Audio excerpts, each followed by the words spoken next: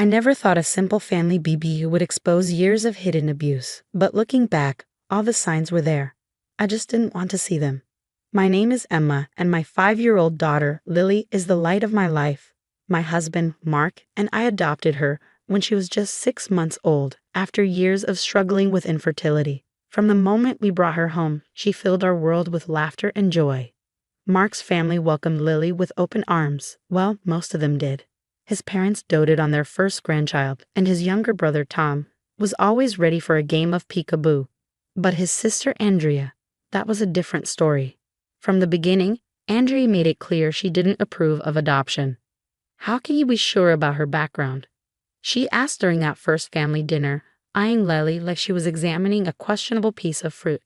You don't know what kind of problems might show up later. I should have seen it then, should have recognized the contempt in her voice. But I was so desperate for family harmony that I brushed it off as ignorance, believing she'd come around once she got to know Lily.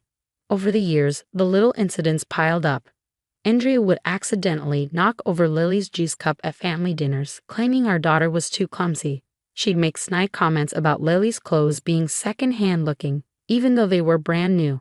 During family photos, she'd always position herself as far from Lily as possible.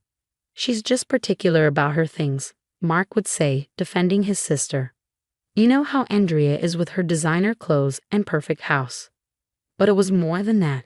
I noticed how she gripped Lily's arm too tightly when leading her away from the other children at family gatherings. How she'd forget to include Lily in the cousin gift exchange at Christmas. How she'd praise her own children endlessly while ignoring or criticizing everything Lily did. Last Sunday was supposed to be a celebration, our annual family BBQ marking the start of summer. Mark had spent the morning setting up the backyard, arranging tables and chairs, hanging fairy lights in the trees. I've been in the kitchen since dawn, preparing potato salad, coleslaw, and my famous honey-glazed ribs that everyone loves. Lily was so excited, wearing her special new sundress, yellow with white daisies, perfect for a summer party. She twirled in front of the mirror that morning, declaring herself a sunshine princess. The trouble started almost as soon as Andrea arrived with her husband, Mike, and their 2 kids. She swept in wearing what looked like a new designer dress, white with delicate lace trim, entirely impractical for a backyard BBQ. "Oh, Emma," she said, air kissing my cheek. "Still using that same old grill? You really should upgrade. The smoke from those ancient things can be so dangerous." I bit my tongue, reminding myself that keeping the peace was worth more than defending our perfectly good grill. Lily ran up to greet her cousins, 7-year-old Sophie and 8-year-old Jake. "Want to see my new fairy house?" she asked them eagerly. "Daddy helped me build it yesterday." Before the kids could respond, Andrea stepped between them. "Sophie and Jake need to stay clean for their piano recital photos later," she said sharply. "Go play by yourself, Lily." I watched my daughter's face fall, but before I could intervene, Mark's parents arrived, and soon the backyard was full of extended family, neighbors, and friends. The air filled with laughter, conversation, and the smell of grilling meat. I was at the drinks table, refilling a lemonade pitcher, when I heard it, the sharp crack of a slap followed by a child's cry. The sound cut through the party chatter like a knife. I turned just in time to see Lily stumbling backward, her hand pressed to her cheek, tears streaming down her face. Andrea stood over her, face contorted with rage. "Look what you've done," she screamed, gesturing at her white dress, which now sported a red punch stain. This was brand new. "Do you have any idea how much this cost?" The world seemed to stop. Everyone froze, conversations dying mid-sentence. I dropped the pitcher, barely registering the sound of breaking glass as I ran to my daughter. "How dare you?" I scooped Lily into my arms, her small body shaking with sobs. "How dare you put your hands on my child?" Andrea's face was red with anger. "Look at my dress. She did it on purpose. She's always been a problem child. Everyone knows it. This is what happens when you don't know where they come from, what's in their blood." "Get out." Mark's voice cut through his sister's tirade. He'd appeared beside me, his hands clenched into fists. "Get out of our house right now." "Are you serious?" Andrea looked around at the shocked faces of our guests, seemingly realizing for the first time that everyone had witnessed her actions. "She ruined my dress. I spent. I don't care if it's $1,000 dress," Mark growled. "You hit my daughter. Get out." As Mike hurriedly gathered their kids and led Andrea away, she turned back, pointing at Lily. She's not even your real daughter. When are you going to? Is everything okay over here? A voice interrupted from over our fence. Our neighbor, Susan, was standing in her yard, phone in hand. I heard shouting. Do you need help? I hugged Lily closer, feeling her tears soaking into my shirt. We're fine, I started to say, but Susan's next words changed everything. Because I have cameras set up for our pool area, she said, her voice careful and deliberate. They cover part of your yard too, and this isn't the first time I've seen something like this happen. I felt Mark stiffen beside me. What do you mean, not the first time? Susan looked at Andrea, who had frozen halfway to her car.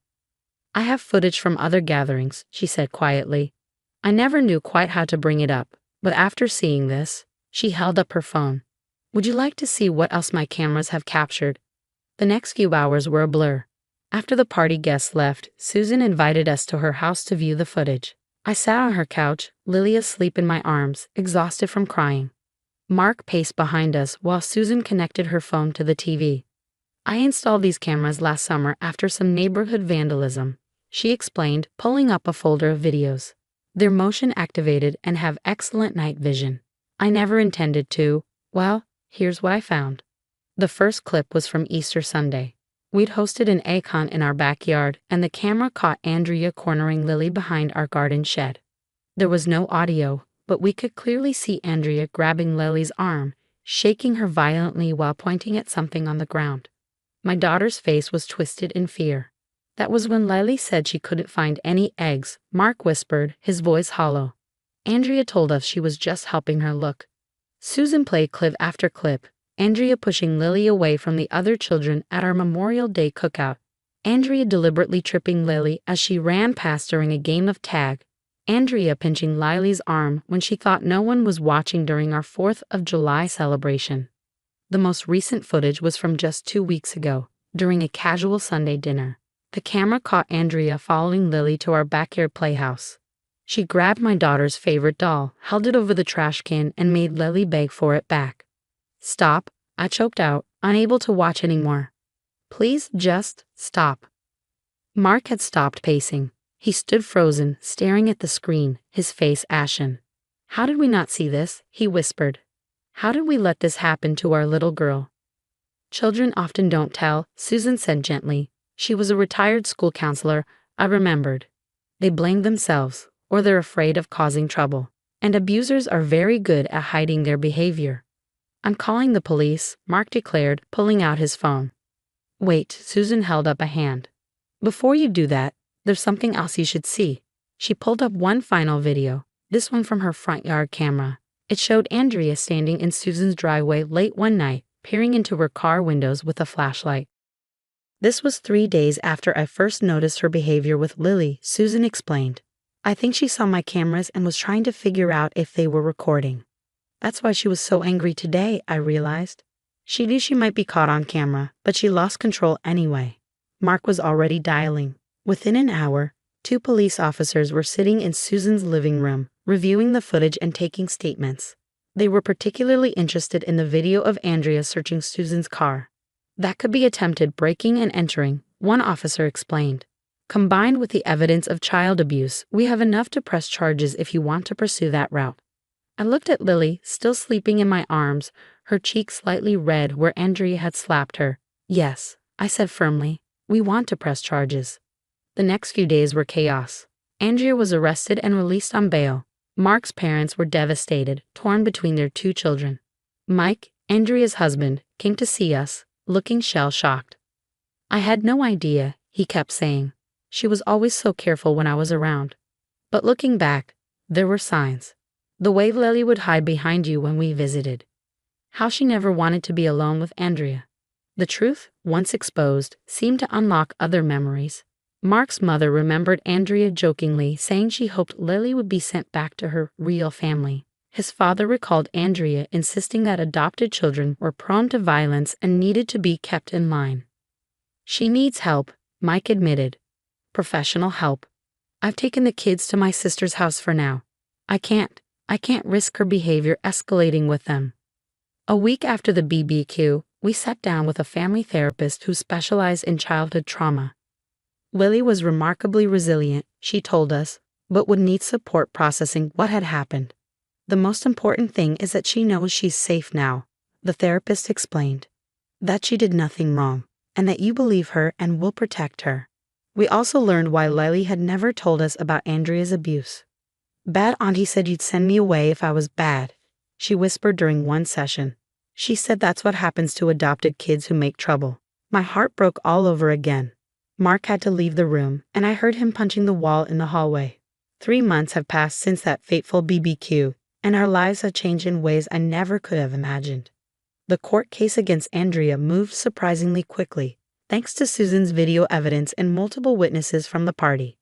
Andrea's lawyer tried to paint it as a one-time loss of control, but the security footage told a different story. When the judge watched the videos of her systematic abuse of Lily, his face hardened. The final verdict came down last week. Andrea was sentenced to 2 years probation, mandatory psychiatric counseling, and a restraining order preventing her from coming within 500 feet of Lily or our home. But the legal consequences were just the beginning. The exposure of Andrea's abuse sent shockwaves through the entire family. Mike filed for divorce, refusing to risk his children being influenced by their mother's behavior. Mark's parents, after their initial shock, became Lily's fiercest protectors. We failed her once, my mother-in-law said tearfully during a family therapy session. We won't fail her again. The most profound change has been in Lily herself. Like a flower finally free from shade, she's blooming.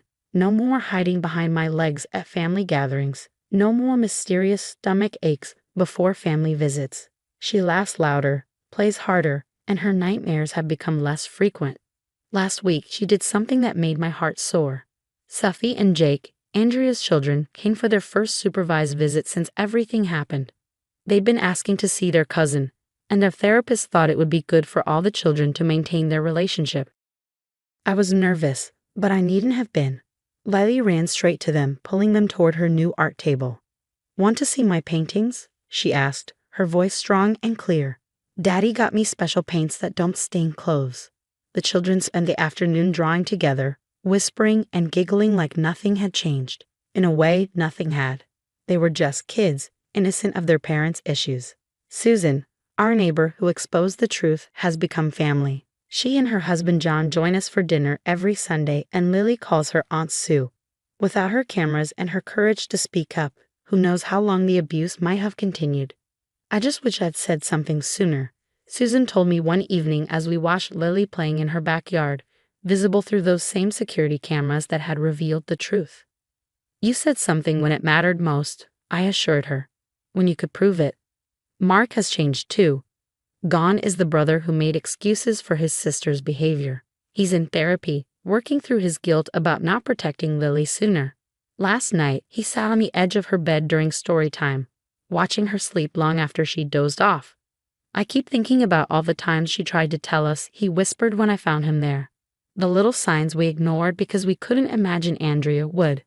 I took his hand. We know now, and will never let anyone hurt her again. As for Andrea, we heard through Mark's parents that she's finally getting the help she needs. Her therapist diagnosed her with several underlying mental health issues, and she's on medication now. She sent a letter through her lawyer, trying to explain her actions, her own childhood trauma, her struggles with infertility, her irrational fear that an adopted child would somehow break apart the family. We didn't respond. Maybe someday when Lily is older, she can decide if she wants contact with her aunt. But for now, our job is to protect her, to make sure she grows up knowing she's loved, safe, and absolutely perfect exactly as she is. Yesterday during our weekly family dinner, now held at our house every Friday, I watched Lily teaching her cousins a new clapping game. Her laughter rang through the house, pure and uninhibited. Mark's parents sat nearby, beaming at their grandchildren. Mike was there too, looking more relaxed than he had in months. Susan and John brought their famous apple pie, and we all sat in the backyard under the same fairy lights from that terrible BBQ day. But this time, there was no tension, no underlying current of cruelty. Just family, not defined by blood or adoption papers, but by love, protection, and truth. Later that night, as I tucked Lily into bed, she hugged me tight. "Mommy," she whispered, "I'm glad Bad Auntie was wrong." This is my real family, isn't it? Yes, baby, I said, kissing her forehead. This is your real family, forever and always. The security cameras still watch over our yard, silent guardians of our peace. But these days, they only capture moments of joy.